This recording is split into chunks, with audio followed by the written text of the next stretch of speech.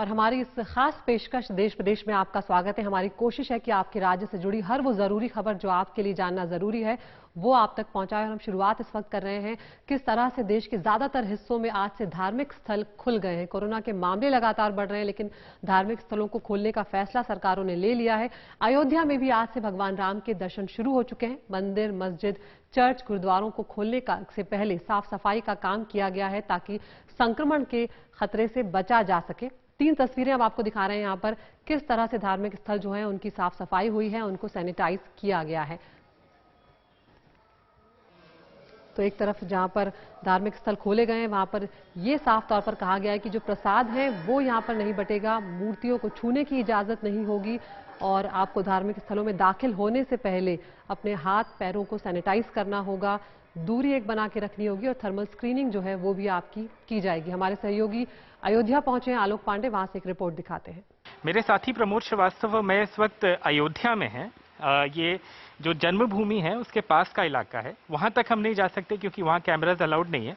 लेकिन आज से दर्शन फिर से खुल गया है करीबन 2-2.5 महीने बाद। लॉकडाउन था, लॉकडाउन में कोई यहाँ अलाउड नहीं था, अब दर्शन खुल गया है। और ये 2 सज्जन जो हैं यहाँ पे, ये पहले ऐसे लोग हैं जो यहाँ दर्शन करने आज आए हैं। प्रमोद जी आप इस तरफ अगर दिखा दें तो इनसे हम बात करना चाहेंगे। आपका क्या नाम है? मैं कमल आग्ने हूँ। अच्छा कमल, ये बताइए कि आप कवि हैं सबसे पहले और पहले ही दिन दर्शन करने आ गए जबकि सुनसान पड़ा है भी इलाका। जी बिल्कुल। क्या प्रेरणा थी आपकी? प्रेरणा यही है कि राम, प्रेरणा इसलिए है, एक तो विषय लोग कहते हैं राम विषय है, मैं कहता हूँ राम विषय नहीं, राम वो हैं जो विषयों से दूर कर देते हैं। इसलिए उनसे बड़ी प्रेरणा कोई है नहीं और हम लोग उनके आदर्शों पर चलने वाले हैं, इसलिए उनका जो भौतिक यहाँ पर दर्शन है वो कर सकते हैं, इसलिए हम लोग आज पहले दिन आए हैं। जी जी जी। ये बताएं कि आप दर्शन करके गए, मास्क आपने पहना हुआ है, मैंने देखा अंदर पहले और अब में पहले भी आप आए होंगे, सेफ्टी वाइज क्या फर्क आपने देखा? सेफ्टी पहले तो सुरक्षा व्यवस्था पहले भी बहुत चाक चौबंद थी, लेकिन अब चूंकि ये कोरोना का जो समय है इसके कारण से सुरक्षा व्यवस्था और भी ठीक ठाक है और पुलिसकर्मी भी सोशल डिस्टेंसिंग का पालन कर रहे हैं, पुजारी जो है वो भी सोशल डिस्टेंसिंग का पालन कर रहे हैं। इस प्रकार से एक ठीक व्यवस्था जैसी होनी चाहिए वैसा है। मैं इधर प्रमोद जी को लाना चाहूँगा, बाबा जी के पास। ये जैसे कि आप देख रहे हैं रिलीजियस सामग्री बेचते हैं, कैलेंडर्स हैं, अगरबत्तियाँ हैं। बाबा आपका क्या नाम है? श्री विजय शंकर दुबे जी। दुबे जी ये बताइए कि दुकान कितने दिन बाद आप खोल पाए? 2 महीने के बाद। 2 महीने के बाद जी। तो दुकान ना खोलने की वजह से बाबा, और अभी भी ज़्यादा भीड़ तो है नहीं, कितना नुकसान हुआ आपको बाबा? बहुत नुकसान हुआ, खर्चा करने का भी मतलब परेशानी हो गई कि कहाँ से पैसा आएगा। और अभी भी यात्री जो है लगभग 2-3-4 महीने तक लग जाएंगे इस स्थिति बनने में। बिल्कुल जी। तो आगे की राह क्या देखते हैं बाबा? आप लोग तो यहीं रहते हैं, अयोध्या के निवासी हैं। आधारशिला रखी जानी थी, उसमें विलम्ब हो गया, लेकिन अभी तो कोरोना का टाइम है, तो अभी आपको लगता है थोड़ा विलम्ब ही आगे थोड़ा उचित रहेगा कि ज़्यादा भीड़ ना इकट्ठी हो, या अब आगे चीज़ें बढ़ जाएं? आपको क्या लगता है? एक बीमारी को देखते हुए भीड़ की कंट्रोल रखना ही बहुत जरूरी है। यात्री आएंगे उनकी सुरक्षा पूर्वक थोड़े थोड़े करके भीड़ जाएगी, दर्शन होगी और हालात जैसे अच्छी होती चली जाएगी वैसे बढ़ जाएगा। जी ठीक है, थैंक यू सर।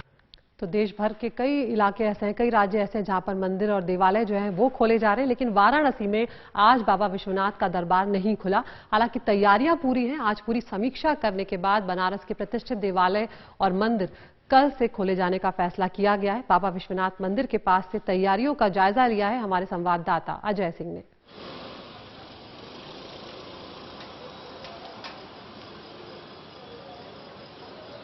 आज 8 जून है, आज से सारे मंदिर और देवालय देश भर के खुल रहे हैं, लेकिन बनारस में तकरीबन 2.5 महीने से लॉकडाउन रहे बाबा विश्वनाथ का दर्शन आज से नहीं होगा।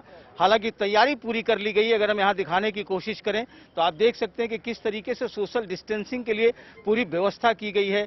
यहाँ पर सुरक्षा के सारे इंतजाम किए गए हैं और इस जगह की अगर हम बात करें तो यहाँ पर जो है सैनिटाइजर का व्यवस्था किया गया कि कैसे सैनिटाइजर से सैनिटाइज किया जाता है। इस तरीके से अगर आप हाथ लगाएंगे यहाँ पर, अगर मैं हाथ लगाता हूँ तो मेरे हाथ में इस तरीके से आ जाएगा, तो सारे श्रद्धालु जो है वो ऑटोमेटिक इस तरीके से करके सैनिटाइज होकर के ही जाएंगे अंदर और वो तैयारी पूरी है। लेकिन आज से नहीं खुल रहा है। तो हमारे साथ हैं विशाल सिंह जी हैं जो पूरे प्रशासक हैं यहाँ के विश्वनाथ मंदिर के। उनसे जानने की कोशिश करेंगे कि सर किस किस तरीके की तैयारी हुई है आप लोगों की और आज से क्यों नहीं खुला? एक्चुअली सारी तैयारी कर ली गई है, जो एसओपी स्टेट गवर्नमेंट की और सेंट्रल गवर्नमेंट की आई है उसके हिसाब से।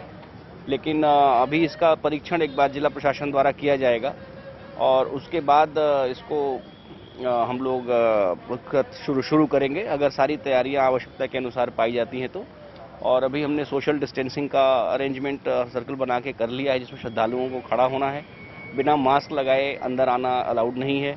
सैनिटाइजेशन मशीन्स लगाई गई हैं 3 जगहों पर पूरी यात्री इसमें यहाँ से लेकर के मंदिर के प्रवेश द्वार तक, जिसमें उनको अपने हाथों को सैनिटाइज करना पड़ेगा। मंदिर प्रांगण के अंदर एक बार में 5 से अधिक लोग ना हो, इसकी व्यवस्था और इसका निर्देश सभी श्रद्धालुओं को पालन कराने के लिए सेवादारों को और पुलिस को दिया गया है। और साथ ही मंदिर के गर्भगृह के अंदर का प्रवेश बाधित रहेगा और दर्शन झांकी दर्शन करते हुए ही लोग अपने जो भी पुष्प जल और दूध अर्पित करना चाहेंगे वो अर्घ्य से करेंगे। कोई प्रसाद का वितरण नहीं किया जाएगा, ना ही पुष्प और बेलपत्र आदि का जैसा पूर्व में होता था।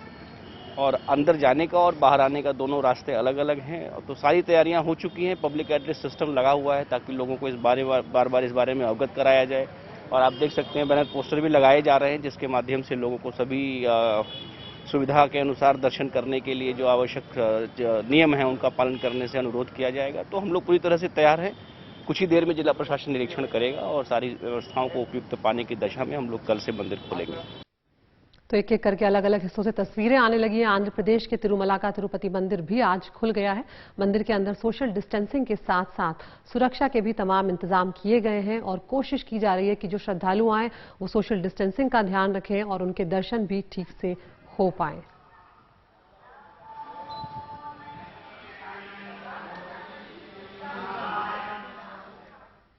अब तेलंगाना का रुख करते हैं, जहां पर सिकंदराबाद के सिद्धि विनायक मंदिर को भी आज से श्रद्धालुओं के लिए खोल दिया गया है।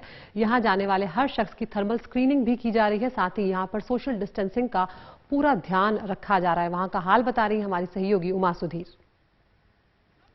सिकंदराबाद के सिद्धि विनायक मंदिर में है, जहां पर जैसे हर मंदिर में होना चाहिए, ये सैनिटाइजर लगाया गया है जिससे कि आपको हाथ धोना है। फिर ये नॉन कॉन्टैक्ट थर्मोमीटर से आपका टेम्परेचर चेक किया जाएगा। इसके बाद आप जा सकते हैं अंदर। ऑफ कोर्स वैसे भी आपको चप्पल बाहर ही छोड़ने हैं और फिर आप जाएंगे अंदर और फिर आपको सोप, साबुन और पानी के साथ अपना हाथ धोना है। पूजा वगैरह शुरू हो गया है, लेकिन बहुत सारे लोगों को यहाँ पर आने की अनुमति नहीं होगी। हर किसी को मास्क पहनकर ही मंदिर के अंदर आना है। जैसे आप देख पाएंगे पंडित जी भी मास्क या फिर कोई ना कोई कपड़ा पहनकर ही वो अपनी पूजा कर सकते हैं, क्योंकि उनकी भी प्रोटेक्शन जरूरी है और सरकार की तरफ से कहा गया है कि उनको मास्क वगैरह पहनना है। यहाँ के जो फाउंडर चेयरमैन हैं, इनसे बात करते हैं। सर, आज जब मंदिर खुला है तो फर्क क्या है पहले और अब में? पहले पूरा बंद है, 2-2.5 महीने से बंद है। अभी जो खुला है तो पब्लिक आ रहे हैं, पूजा कर ले रहे हैं। उन्हें यहाँ तक बंद कर दिए, दूर बंद कर दिए ताकि दूरी रहे। दूरी रहे और डिस्टेंस भी मेंटेन कर रहे हैं। और द्वार पे सैनिटाइजर और वो वगैरह थर्मल गन वगैरह है बाहर और बोर्ड्स लगा रहे हैं। लेकिन आज यहाँ पे यूजुअली आप प्रसाद बांटते हो और तीर्थ भी देते हैं। प्रसाद बंद है, नहीं बांट रहे। और यहाँ पे यूजुअली आप देखेंगे तो कुमकुम रखा रहता है, तिलक लगता है यहाँ पे। वो तिलक भी बंद कर दिए क्योंकि कांटेक्ट नहीं होना चाहिए। सब करते बोलकर, सब हाथ लगाते बोलकर वो बंद कर दिए। और आरती रखे। हाँ, आरती में भी कोई आप अपने आप ले सकते हैं और दूर से आरती ले सकते हैं। और पंडित जी को भी मास्क पहनना है मंत्र बोलते हुए भी। हाँ, तो लोग क्या अपने साथ फूल ला सकते हैं भगवान के लिए, या उसको भी आपने अभी के लिए उस पर क्लैरिटी नहीं है? वो लोग अगर नारियल वगैरह ला लिए तो बाहर फोड़ लेना। उन लोग यहाँ अंदर कोई कुछ भी नहीं, खाली दर्शन, काफी दर्शन के लिए खाली दर्शन।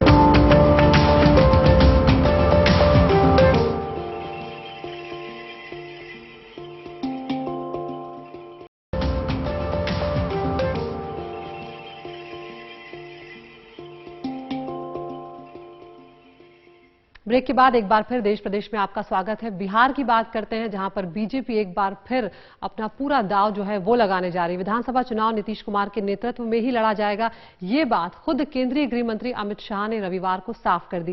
पहली वर्चुअल रैली में अमित शाह ने ये दावा भी किया कि बिहार में एनडीए 2/3 बहुमत हासिल करेगा। अमित शाह रविवार को पहली बार बीजेपी की वर्चुअल रैली को संबोधित कर रहे थे। देश में ऐसी 74 रैलियां होनी है।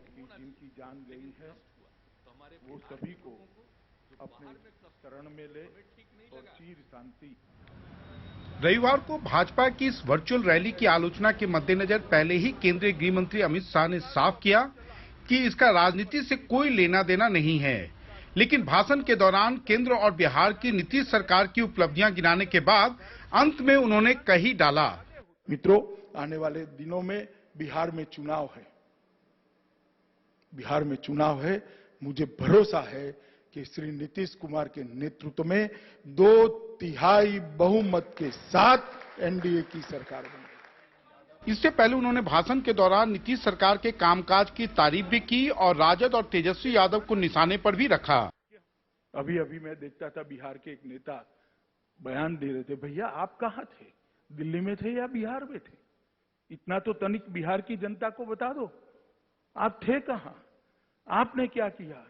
मैं आज इस मंच से कहना चाहता हूं, इस मंच से एक्नॉलेज करना चाहता हूं, देश का कोई भी हिस्सा हो, चाहे मुंबई हो, दिल्ली हो, हरियाणा हो, गुजरात हो, कर्नाटक हो, तमिलनाडु हो, जो विकसित है इसकी नींव में जाएंगे तो मेरे बिहार के प्रवासी मजदूर के पसीने की महक आती है।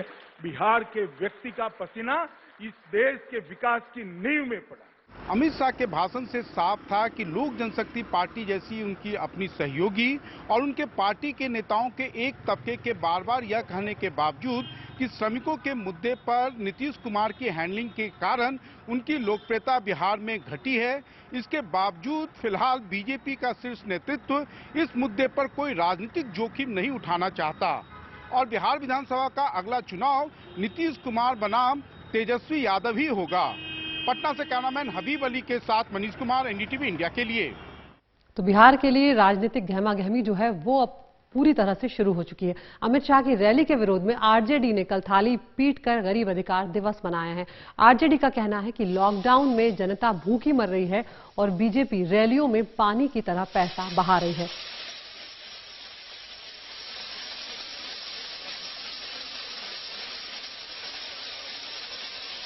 और इस बीच आपको बताएं कि तेजस्वी यादव ने ट्वीट करके हमला किया है। उन्होंने लिखा है कि वर्चुअल रैली में खोली नोटों की थैली, लेकिन खाली है गरीबों की थाली।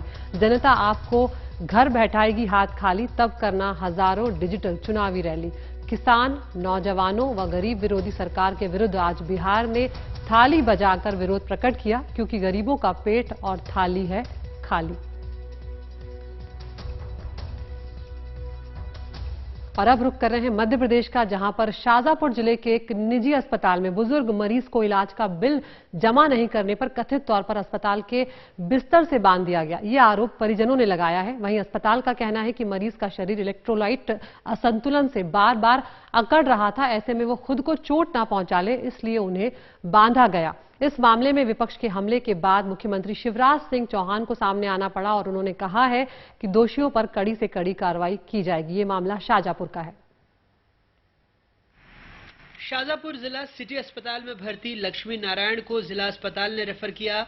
11,000 का बिल बना। परिजनों का आरोप है बिल नहीं भरा, इसलिए उन्हें रस्सी से बांध दिया। वहीं अस्पताल का कहना है कि तबीयत को देखते हुए ऐसा करना जरूरी था। 6,000 रुपये जमा कर दिया, तो फिर पूछी थी हमने तो सर कितना पेमेंट जमा करना, कितने दिन का है, तो उन्होंने बोली गए जब तक नहीं आओ जब तक। फिर उसके बाद में पलटू के दिन 5,000 रुपये जमा कर दिए और अब तो हिसाब की नली भी नहीं निकाली। हमने बोल दी पैसे नहीं हमारे पास, रख फाइल लेने गए नहीं तो 11,270 रुपये बताया हमें, तो फाइल भी नहीं दी और जाने लगे नहीं। सुबह से फाइल का इंतजार कर रही, मांग रही तो नहीं दे रहा हूँ और अब जाने लगे नहीं। तुम तो बाहर चली गई, पापा भी मेरे साथ आ रहे पीछे पीछे, तो इसे वहाँ से पकड़ के ले जा लाकर वो घिस के लाए और लाके नाड़ा से बांध दिया पलंग। नहीं, बंदी नहीं बनाया, एक्चुअली पेशेंट को कन्वर्जन आ रहे थे, इसलिए उसको बांध के रखा जाए ताकि अपने आप को चोट ना पहुंचा ले, पलंग से गिर ना जाए। इस मुद्दे पर पूर्व मुख्यमंत्री कमलनाथ ने ट्विटर पर सरकार को घेरा, तो ट्विटर पर ही मुख्यमंत्री शिवराज सिंह चौहान ने कार्रवाई की बात कही। इस मामले में कलेक्टर ने सीएमएचओ को जांच करने को कहा है। देर रात मरीज को अस्पताल से डिस्चार्ज कर दिया गया। देश की अदालतों ने कई बार ये फैसला सुनाया है कि पैसे नहीं भर पाने की वजह से किसी मरीज को अस्पताल में रोका नहीं जा सकता, लेकिन निजी अस्पताल कई मामलों में इस फैसले की धज्जियां उड़ाते देखे जा सकते हैं। शाजापुर भी उसकी एक कड़ी है। शाहजहांपुर से जफर मुल्तानी और भोपाल से कैमरा पर्सन रिजवान खान के साथ अनुराग द्वारी, एनडीटीवी इंडिया। हर जगह नेतागिरी नहीं काम आती है, कई जगह उसकी कीमत भी चुकानी पड़ जाती है। ऐसा ही हुआ है छत्तीसगढ़ के महासमुंद जिले में बीजेपी के कुछ नेताओं के साथ जो गए थे क्वारंटीन सेंटर का जायजा लेने, जिसके बाद प्रशासन ने इन दर्जन भर नेताओं को अब होम क्वारंटीन में भेज दिया है और बीजेपी जिला अध्यक्ष समेत सभी नेताओं के खिलाफ केस दर्ज कर लिया गया है। महासमुंद जिले में क्वारंटीन सेंटर को देखने निकले बीजेपी नेता खुद क्वारंटीन हो गए। गांव के कोटवार ने इनकी शिकायत जिला प्रशासन से की। प्रशासन की टीम ने सभी नेताओं का रैपिड कोरोना टेस्ट करवाया और सभी को 14 दिनों के लिए होम क्वारंटाइन कर दिया। 2 पूर्व विधायकों सहित 12 नेताओं पर महामारी अधिनियम की धाराओं 188 और 34 के तहत एफआईआर भी दर्ज हो गई।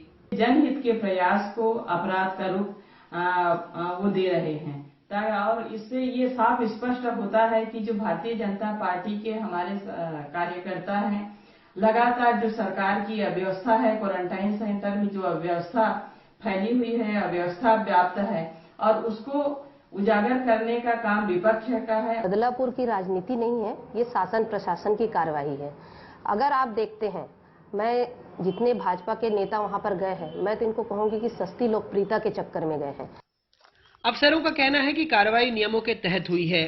प्रतिबंधित होता है क्वारंटाइन सेंटर में जाना, तो इनका तत्काल स्वास्थ्य परीक्षण कराया गया, रैपिड टेस्ट कराया गया और परीक्षण के बाद इनको होम क्वारंटाइन किया गया है और मामले की गंभीरता को देखते हुए इसमें धारा 188-34 के तहत सभी 12 लोगों पर एफआईआर की गई है।